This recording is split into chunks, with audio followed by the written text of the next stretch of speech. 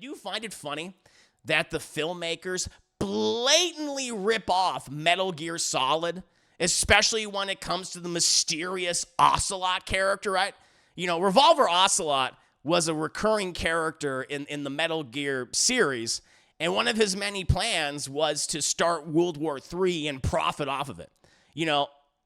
In the movie, you have a character named Ocelot. He's the big bad guy, Chad, who's the benefactor of all these other villains in the film. And he's selling all this equipment, and he's trying to instigate World War III between all these nations with nuclear devices. This is fucking Metal Gear Solid, Hello, and thank you for checking out the video. I just want to let you know that I not only create content on my YouTube channel, Class on the Glass, but I'm also on Twitch, where I review movies, cartoons, and TV shows live, while also playing single-player games and multiplayer games. I also have a Patreon where subscribers have access to hundreds of video and audio commentaries for films and cartoons, as well as podcasts and videocasts. In the meantime, thank you again for watching. Enjoy the video. We're going to go ahead and we're going to move on to the next part of my stream, and that is my review for the Expendables. That is what it's called, chat. That's the naming scheme. That's the spelling that they went with. Again, bold choice to emulate Fan Four Stick's naming scheme, chat. The infamous Fan Four Stick. I don't know why they do that, chat, and I don't think Expendable 4 should have done that either. But hey, I'm not the one making decisions for this franchise, chat. I don't mean to toot my own horn. I'm not saying that I would do well managing an action franchise, but I feel like I could do a bit better. I feel like any of us could do better than the Expendable franchise. But I'm getting ahead of myself. I gotta provide you the background. I gotta provide you the synopsis for what it is, chat, of Expendables. So, Sylvester Stallone's character of Barney is too old to do anything anymore in the franchise, and he wants Jason Statham's character of Mr. Christmas to take over the Expendables. Something bad happens to one of the main characters. Spoiler, it's Sylvester Stallone's character. And the Metal Gear Solid villain, Revolver Ocelot, wants to start World War III. And it's up to Santa Claus and a bunch of non-actors like 50 Cent and Megan Fox to stop him. That's the movie in a nutshell, chat. That's the entire setting. That's the premise. That's the film. Now, you're probably wondering, Chris, why did you put so little thought or effort into that synopsis? Well, I can safely say I put more effort into that opening than the filmmakers did to this film. Listen, I'll be honest. I do not like any of the previous Expendables movies that I've seen, okay? Which is the first two. I didn't see the third one. I don't think I was missing much, but I've only seen the first two, chat. So I went ahead and I skipped 3 because I don't think it was important to see that movie anyway. However, on paper, they all sound very fun. All the Expendable movies sound very fun, chat, on paper. Let's get all these classic action stars from the 80s and the 90s to team up and do crazy missions and beat up a bunch of bad guys. The problem is that none of it has ever been executed well. These movies have attempted to pay homage to action classics of the past. Stuff like Commando, Die Hard, First Blood, and even 90s movies like The Rock or Face Off. To various degrees, those movies all had style, fun moments between characters, and really cool and original action scenes. Expendables spends most of its time copying all those things poorly. Everything in those films is generic. There's no sense of chemistry between the actors, and the action scenes are all terrible. Whether it comes to the cinematography, the choreography, the editing, and overuse of CGI. And it very much applies to this latest film, Expendables. Most of the cast in the previous movies, the action stars from the 80s and 90s are gone. They're not in anymore. And they've been replaced by people who either aren't actors at all or don't have much charisma to begin with to carry the film. Yes, Curtis Jackson, 50 Cent, and Megan Fox are in this, and their performances are exactly what you would expect. Terrible. They don't have any chemistry of any of the actors that they attempt to talk to, in which it is a struggle for them to talk, chat.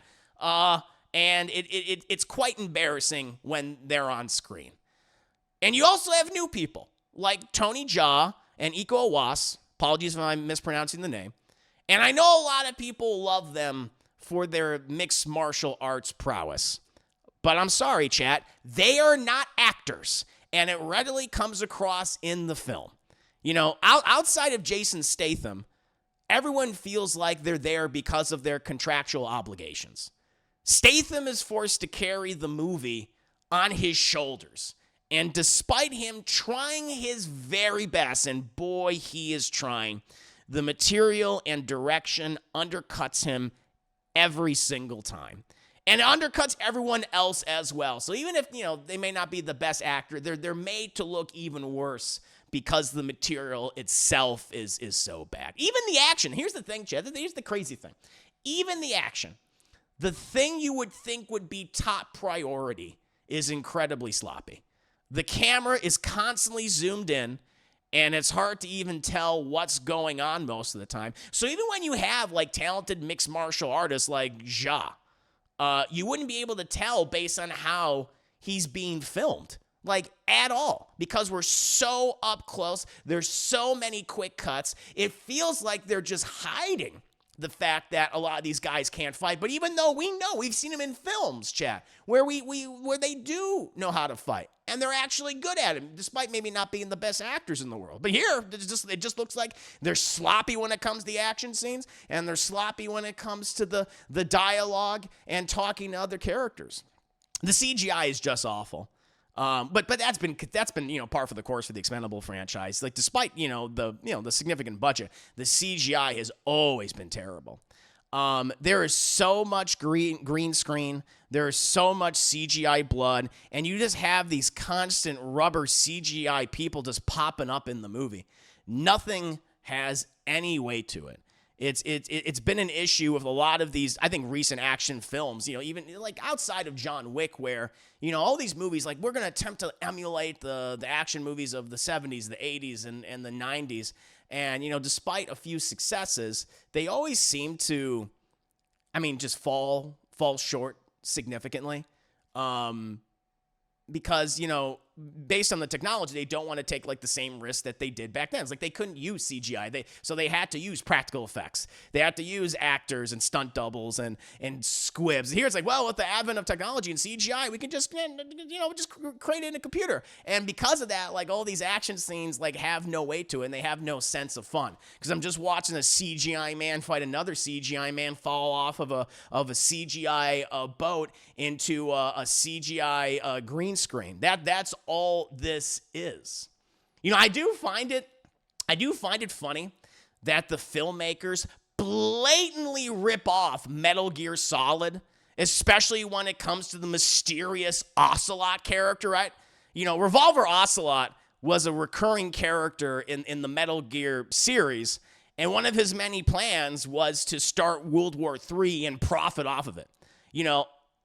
In the movie, you have a character named Ocelot. He's the big bad guy, Chip, who's the benefactor of all these other villains in the film. And he's selling all this equipment, and he's trying to instigate World War III between all these nations with nuclear devices. This is fucking Metal Gear Solid, And all I'm saying is, I think Hideo Kojima and Konami could easily sue the filmmakers for their embarrassing attempt to copy that material. The ending is also ridiculous, and it kind of reeks of the latter Fast and Furious movies, especially when it comes to bringing back dead characters with no explanation whatsoever. I'm not going to tell you like exactly what happens, but a consistent recurring character in this series is in the beginning of the film, and they are killed, right? And then they miraculously return for no reason. I'm not telling you who it is, but you can guess. You can definitely guess who it is, chat, based on the marketing and based on the bits and pieces of dialogue. But it's just like, well, that was lame and that's dumb. There's no explanation how this person survives at all. We're wrapping this up, because there's really not a lot to talk about, chat. There's nothing in this movie that's good or entertaining. The one, okay, I'll say this. The one positive thing about this movie is that it's short. It is, I think, just over 90 minutes. I think it's like an hour 40, but even then it's kind of pushing it. But it is an hour 40. It does move at a fast pace, but nothing within that 100 minutes of footage is really all that interesting. You're just seeing them kind of all these I wouldn't even say action stars, like all these people just kind of going through the motions and move from one CGI heavy action scene to the other. That's really what we get. But, again, wrapping up this review, chat, because there's not a lot else you need to really say about it. This is one of the worst movies of the year. This is one of the worst movies of 2023. It fails at everything it tries to do and is a sorry excuse for an action film.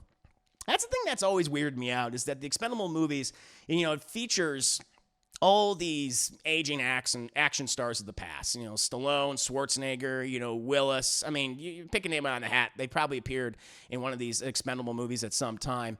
But these movies have always just lacked the charm of those 80s films. Like, not to say like every 80s action movie was great, but there was just something about them that even if they weren't very good, even if they were kind of trash, right? Even like something like Sylvester Stallone's Cobra, they had like this sense of charm, like their sensibilities were fun.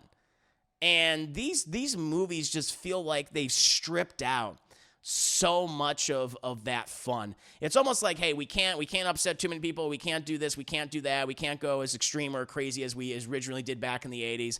And it just feels so blasé. It comes across as just really boring and bland. That's what the Expendable movies all are across the board, in my opinion. I know some people like these movies. I know a lot of people like the first one or the second one. The third one I've heard is bad. I've never seen it. I don't feel the need to watch it at any point in my life. But they've always come across as bland, and they've never executed anything very well. It just feels like you have all these big personalities, and you have no idea what to do with them. And I think it's just because you've had a lot of incompetent filmmakers at the helm. You've had some really just terrible writing. And across the board, like all the action, the thing that the movie is trying to sell you is one of the worst aspects of it. And it's just disappointing. I mean, I didn't expect anything going in this movie. My expectations were already subterranean before watching The Expendables, because I just find these movies to be trash, Chad. Not even good trash, not even fun trash. You guys know I love some good trashy movies. I love watching a nice trashy movie, but it doesn't have the charm. It doesn't have the charm of those trashy movies, because at the end of the day, you could say a lot of things about like bad 80s action movies, but at least they tried. They put in the effort to, and at the very least, they have some fun aspects to them where it's fun to laugh at them and even laugh with them. There's nothing in here where you're laughing with these actors. Like, it's not even when they do something that is cheesy, it's just lazy. It's just like they're winking at the audience, but it's just like, all right, I get it. Stop winking at me. You're insulting my intelligence. And I guess that's what these films have always been. They're insulting to one's intelligence, chat. And it's at the end of the day, these are just a waste of time, and they are pale imitations, thoroughly pale imitations to better films that came out decades ago. But that's just my opinion on the Expendables 4, Expendables as it's called. Chat, what about you guys? Are you a fan of the Expendables franchise? Are you interested in seeing Expendables? What's your opinion on the Expendables, chat? Let me know. I hope everyone enjoyed the video, and I want to take the time to tell you about my Patreon, Class in the Glass, which offers hundreds of film commentaries and video reactions to numerous movies, TV shows, and cartoons. If you're a fan of shows like Batman the Animated Series and Avatar: The Last Airbender, or films like Aliens and Raiders of the Lost Ark, my Patreon is the platform for you. Currently, I'm doing a subathon to reach 75 subs on the platform. If we hit 75 subs, we'll be able to start voting on the next edited YouTube reaction, which will include actual clips and scenes from the movies and shows I comment over. Choose from such films as Fire and Ice, Masters of the Universe, Mighty Morphin Power Rangers the movie, Mortal Kombat Annihilation, or Spawn. Subscribing at any tier level is appreciated, and feel free to give feedback at any time. Thank you again for watching the video, and see you next time.